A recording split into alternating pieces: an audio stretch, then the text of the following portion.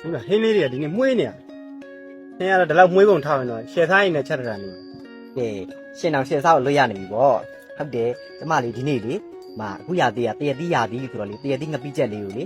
ငပိရေမထည့်ပဲနဲ့ဆယ်စားနဲ့ချက်ထားတာအဲကြောင့်နန်လေးမွေးနေတာဒီနေ့မှာနော်ရခိုင်တောင်းလေငပိရေဖြော်ထားတယ်ခရမ်းကျင်သည်တဲ့ကြက်တုံချူကြက်တုံနေခြင်းနဲ့လေ ။ဒါအဲ့ဒါကြောင့်မွေးနေတာ အဲ့ဒါအမွန်းကြီးပဲဟင်းညိုလေးရာပြီးသား ။ လေ မွန်းကြည့်ရ။ကဲနေရောပဲဟာလား။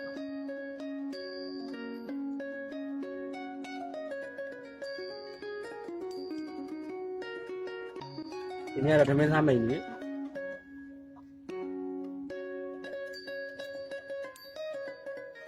မြည်ကြည့်ပါအောင်ငပိရေလေဆယ်စားရခိုင်တောင်းနဲ့ချက်ထားတာနော် ။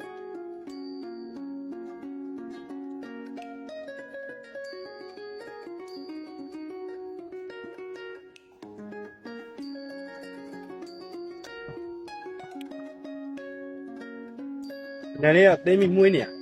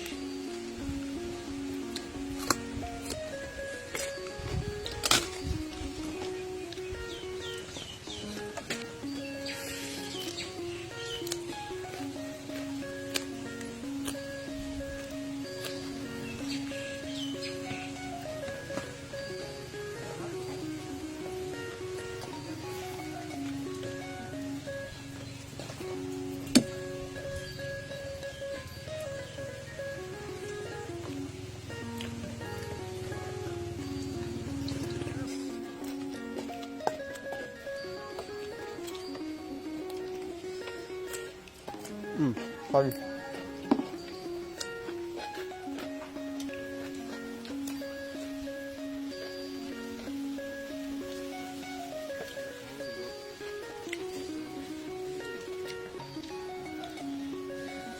ဒီရက်ရပြင်းလာလေ